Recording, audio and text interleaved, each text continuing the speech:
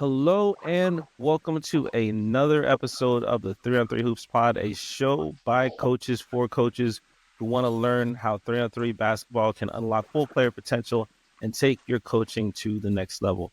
I'm Coach Kevin, founder and director of a youth 3 on 3 basketball league in Tampa, Florida called 3 on 3 Live.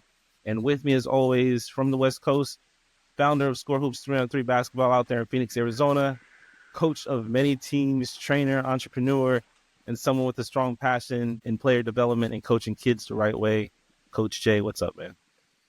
That's me. My name is JD. How y'all doing?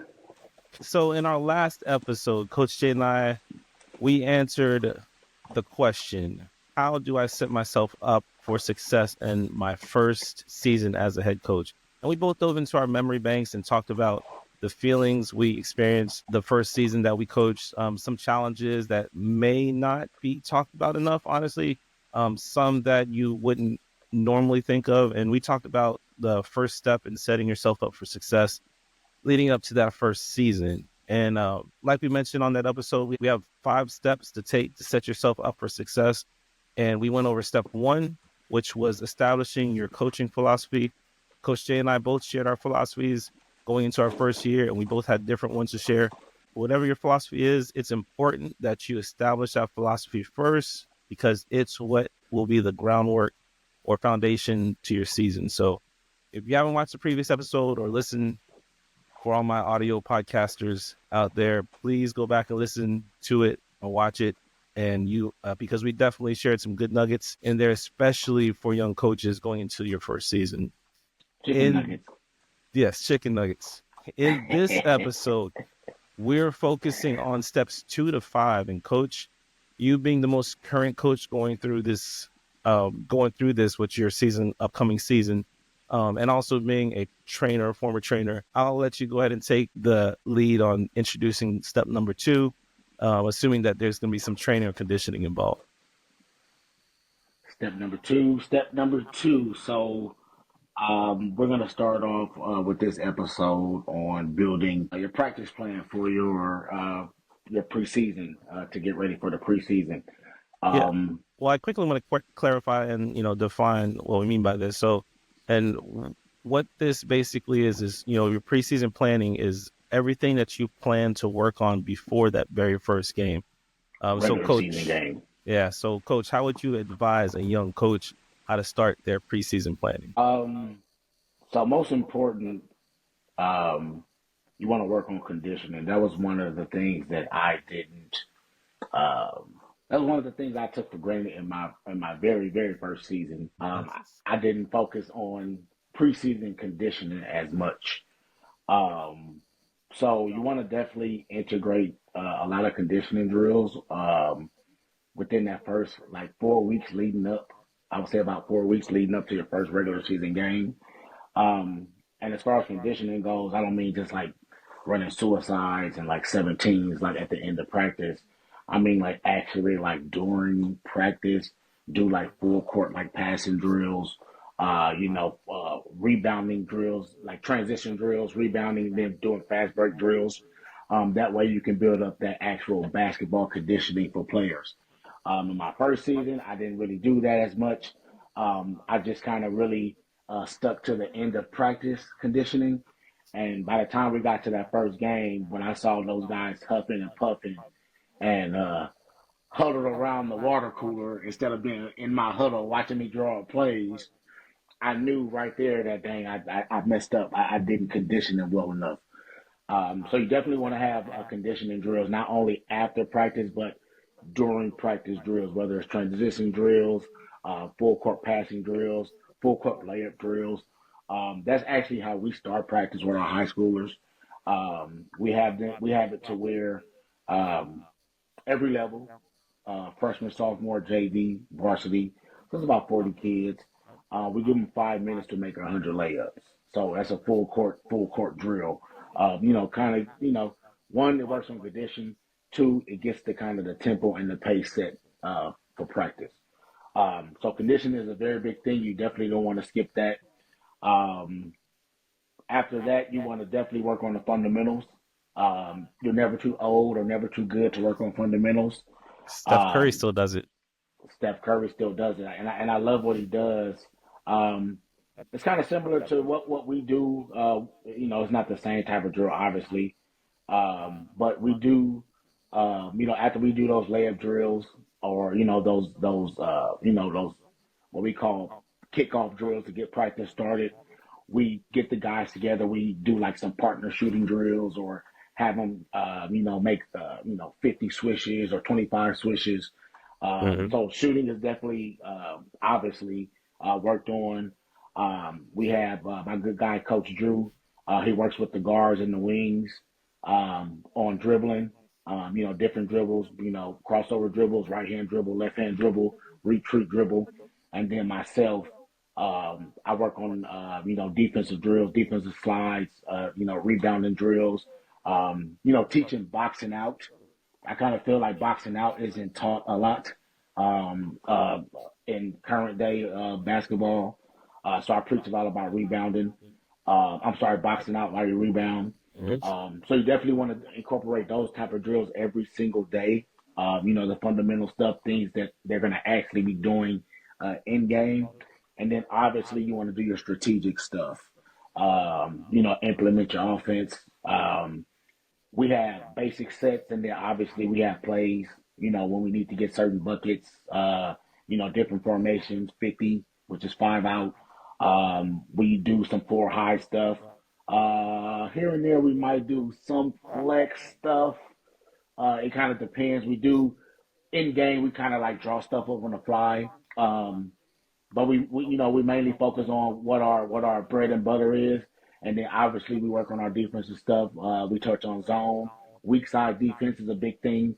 Um, I know at the younger levels, high school level, I'm everybody pretty much teaches like weak side defense at high school level, but for those youth guys, those middle school guys, maybe not so much fifth grade youth like that, but seventh grade, eighth grade. I start working on that kind of stuff with those guys. Then help side defense.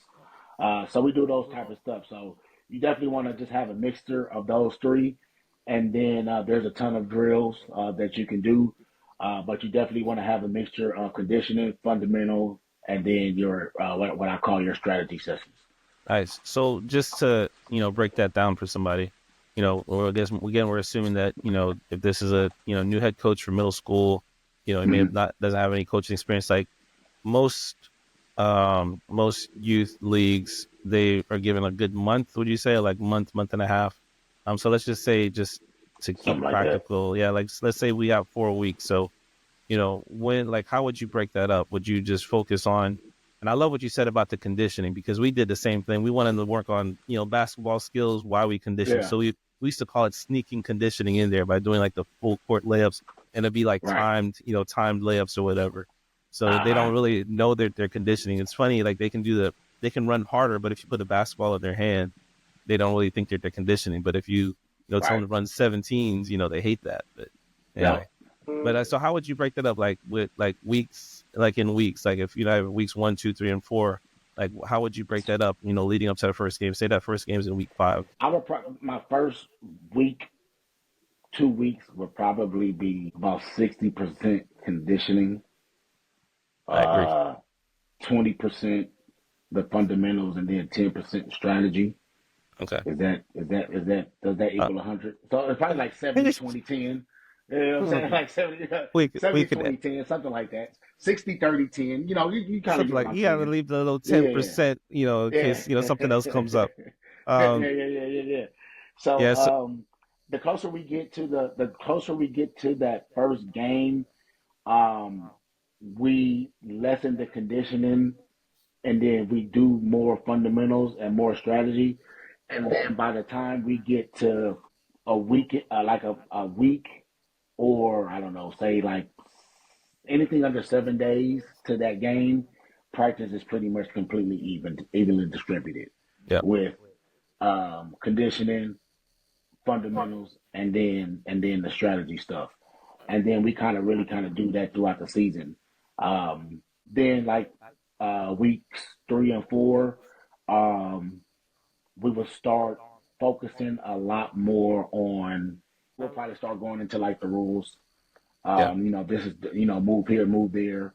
Same thing with like defense, third and fourth week, and then by that fifth week, we're probably doing a lot more like scrimmages because you're getting your conditioning in, and then we want to just make sure those last little kinks are ironed out on the offensive and defensive side of the ball.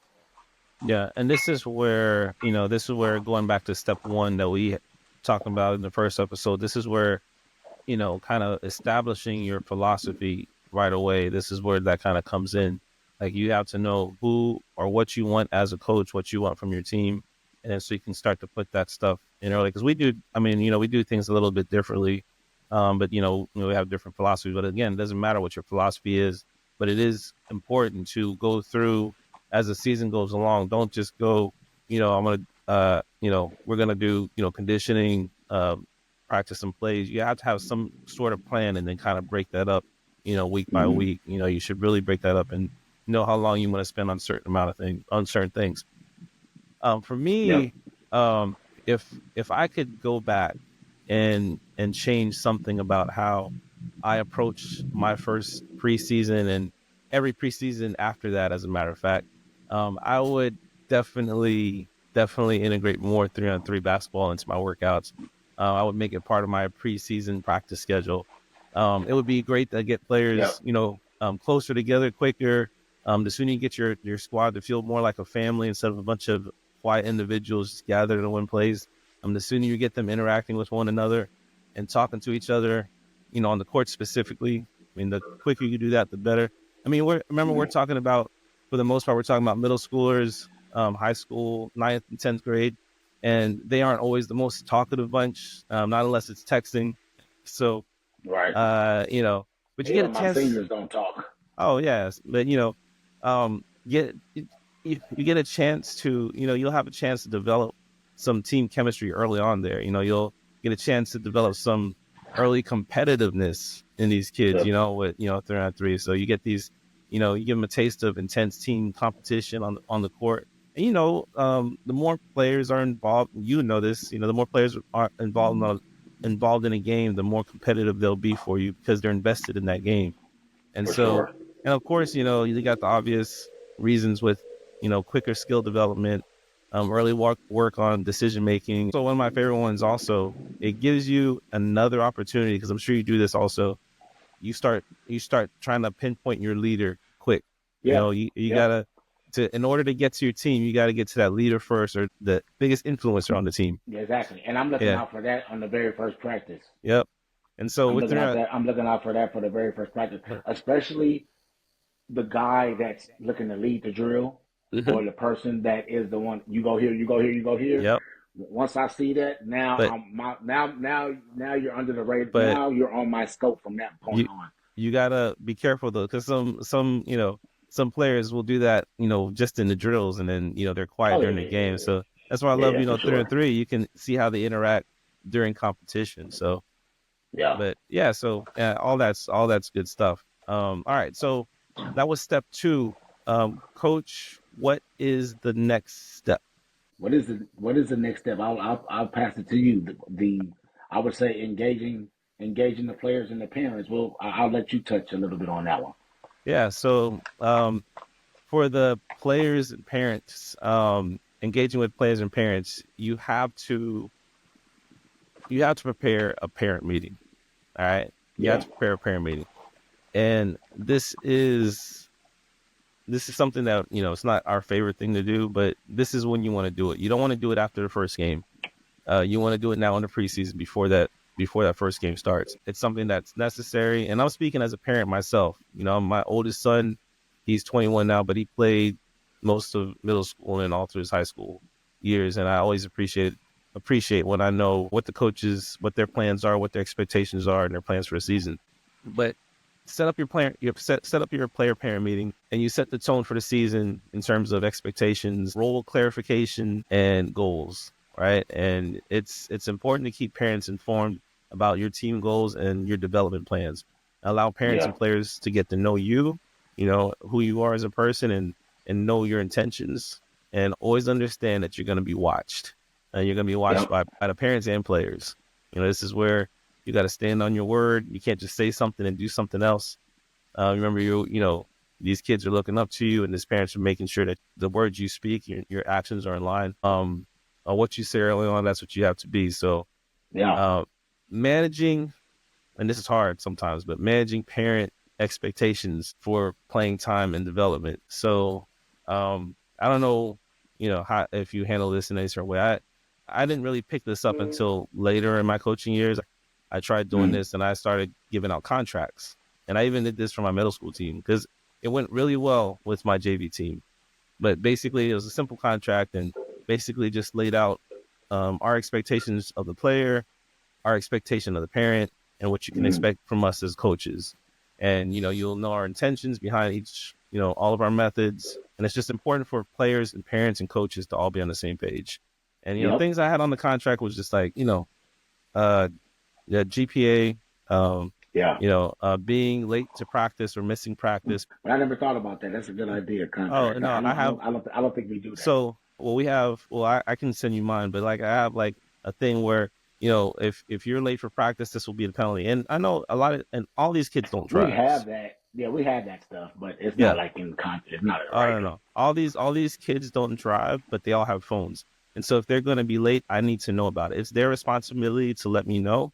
to If I relay a don't get it, message. yeah. If I don't get a text, or a call or whatever, even, if they're missing practice, if they don't have a phone, tell their parents to keep bugging your parents until they tell the coach. But the coach has to know Yep. you can't, unless it's obviously emergency. For JV, speaking for JV specifically, we need to know if you're interested in playing varsity basketball because that's huge. Because some players are just on the team to be on a team. You know what I'm Yep. saying? But if you're there to be on the varsity team, I look at you differently. So, I know what I'm preparing you for. And so it's not fair for me to prepare someone for varsity who wants to be on varsity and give somebody more playing time who just wants to, be on the team to have fun. You know what I'm saying? So Yeah. they can go play YMCA for that. Yeah. So, and I'll, Basketball is an equal opportunity. It's not an equal yeah. opportunity sport. That's one of our mottos. So, um, don't expect everybody to get the same amount of minutes, especially if you're not putting that work Oh, in. yeah, unless we pay to play. And that's another show, by the way. So Yeah, but we'll do we're that. going We'll do that on another show. to, Yeah, for sure. another thing I had on the contract, I have like a blank space for, on the bottom, and it just said, I asked each player what their individual goals are for the season.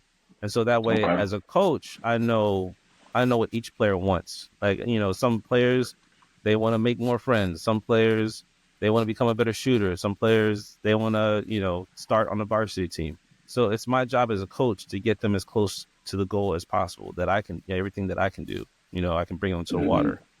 And player conduct, in school, during varsity games, and everything that we expect from them. Requirements, they all have to have a certain requirement to be a good teammate. So like Yeah. if we'll never allow someone to bad mouth another teammate.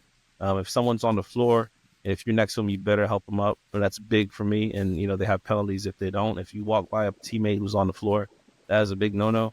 So stuff like that you want to establish early. And then I have the parent sign, I have the player sign, and then I sign. And so I have stuff on the Nifty. contract as well. Like, this is what I'm going to do for your player. You know what I'm saying? So we're all held accountable, and that way they all know our intentions. Like, not, I'm not penalizing your player for no reason. You know what I'm saying? So 80 to 83% of the time, that'll take care of a lot of in-season conflict. So you Yeah. Yeah. Yeah. still have And those parents. that's accountability.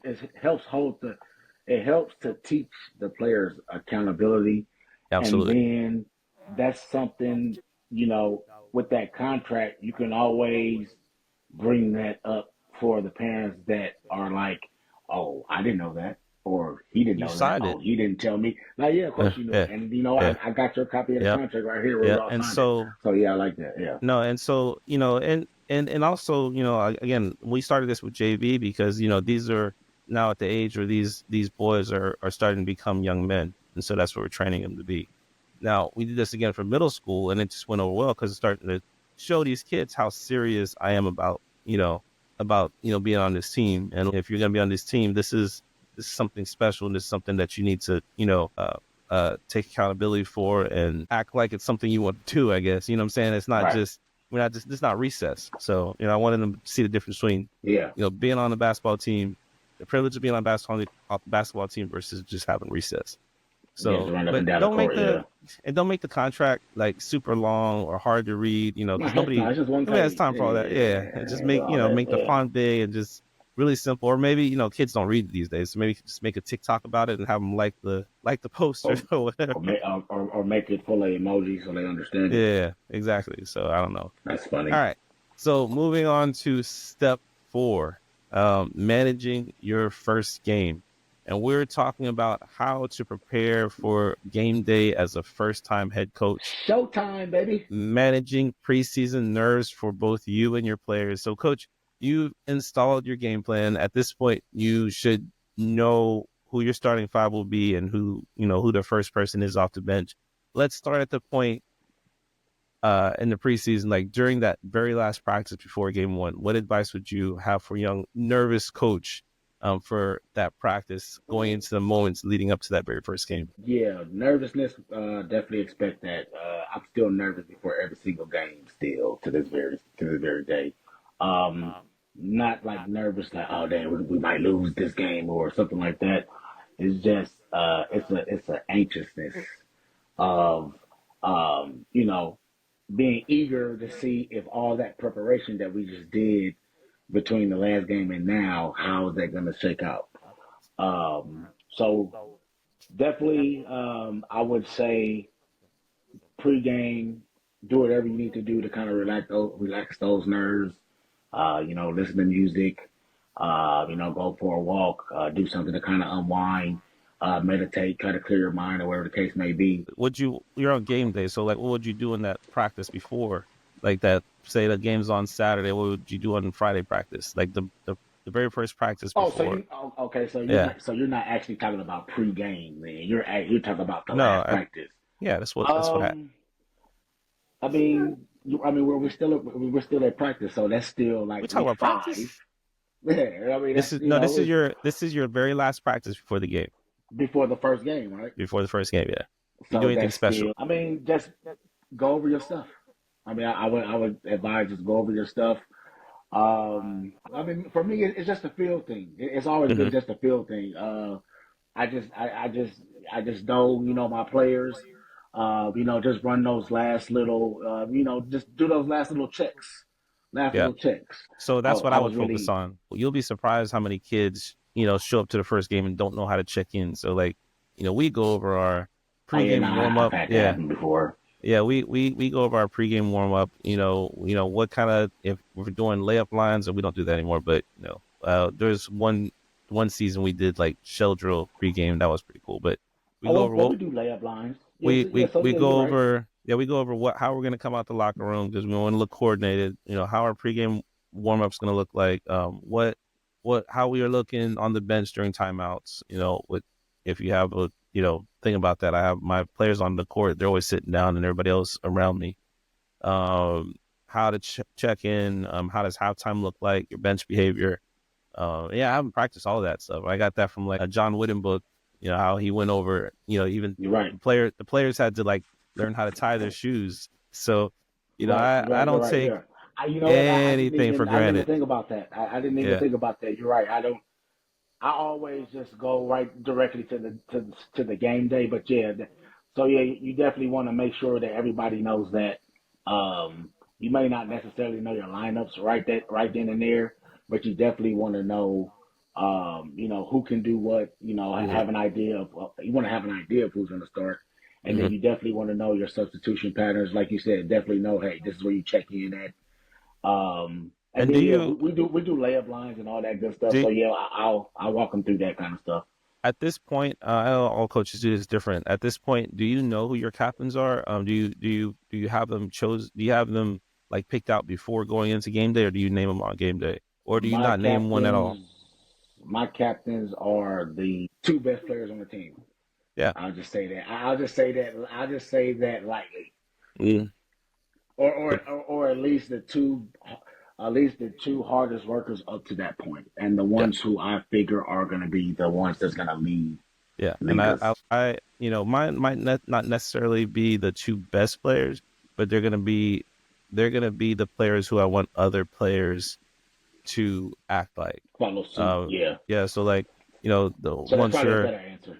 yeah, so the ones who are going hard in practice, not Yeah. necessarily one who scores the most points, but the one who's like, I could have one captain on the bench, one captain, on the court or whatever. So every coach does it Yeah. differently. Everybody has their own philosophy or whatever. But I, Yeah. I, I personally like to have my captain's name as soon as possible. So I'll have mine definitely named, and I usually don't name them until the last practice. That's when I'll I don't tell them until the game. until game. Yeah, yeah. So I think most Hmm. coaches do that, but I like to.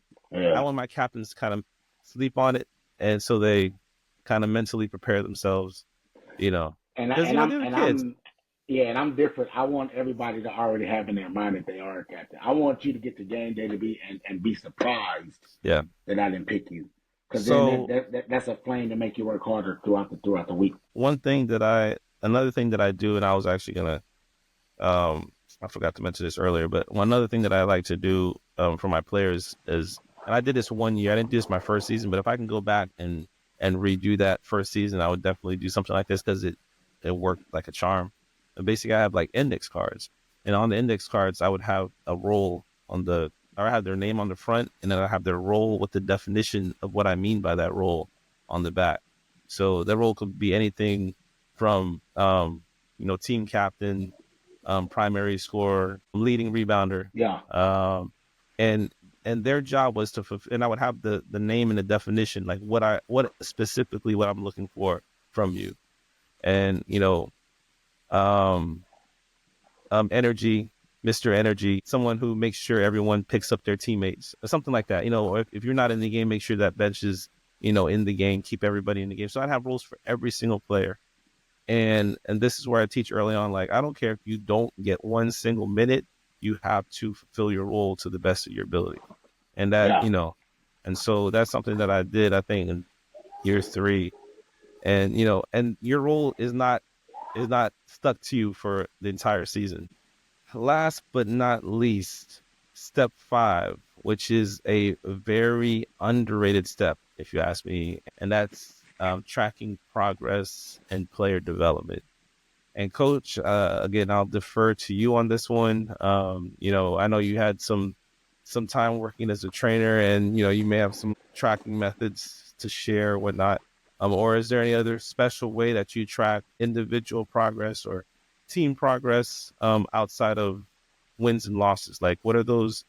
What are those goals? Some goals that you can give players to achieve, or your team to achieve, whether it's in single practice or an entire season.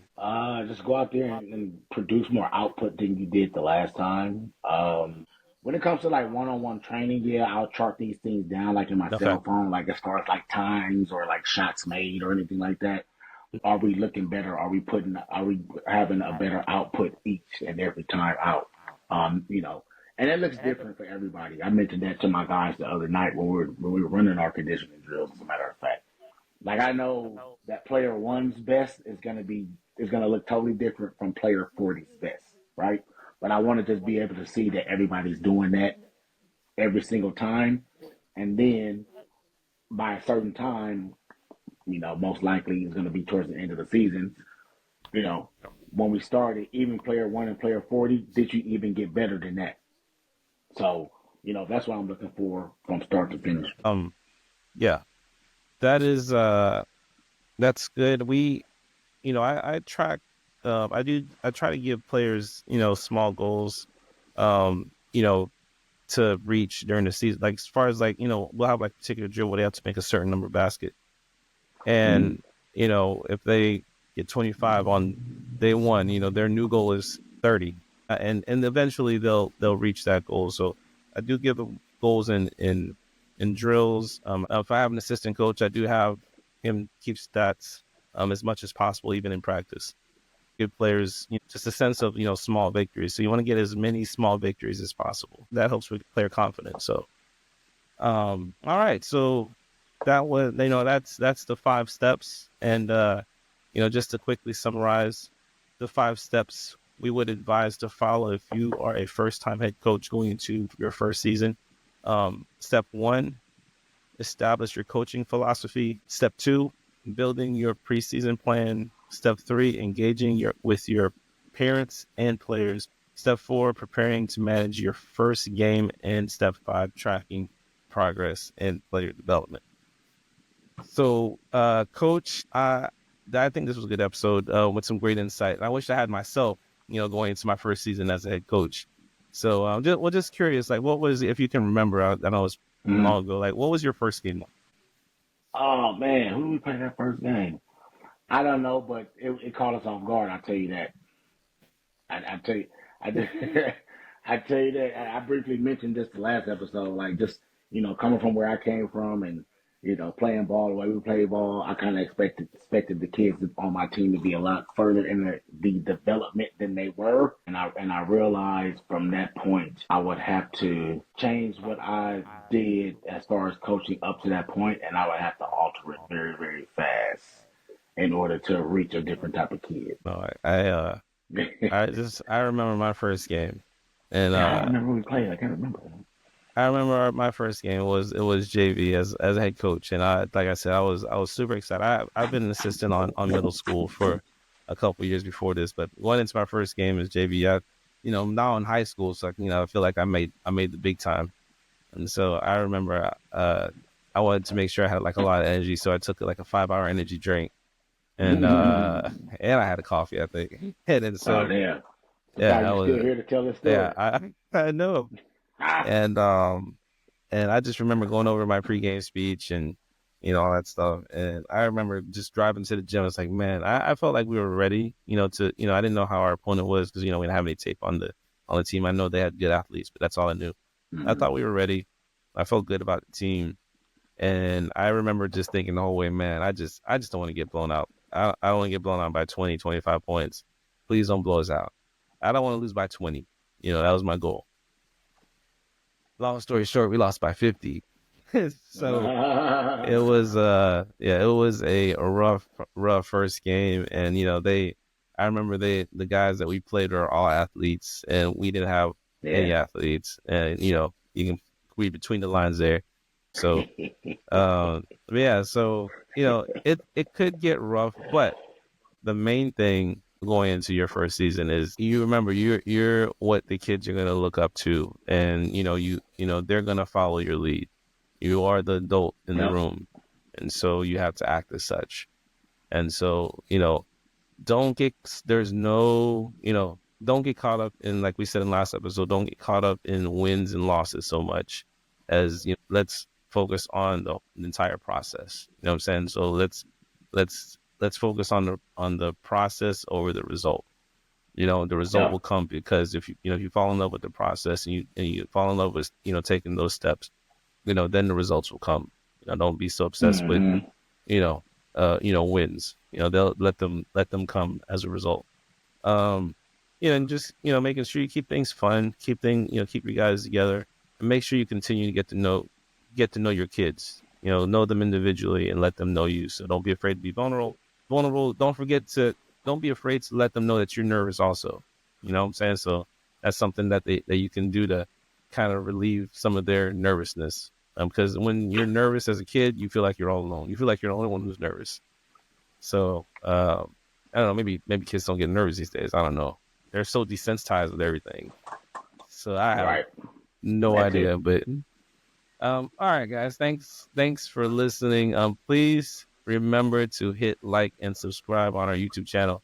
If you are strictly an audio podcaster, listener, we appreciate your subs and downloads on those platforms as well. If you're a coach out there listening to this, or anyone who's interested in becoming a coach, you can email the show with any questions or topics, anything that you want us to cover, and you can email us at 3on3hoopspod@gmail.com, and I'll have the link in the description. You can also reach us on IG, which Coach Jay runs, by following at 3on3hoopspod.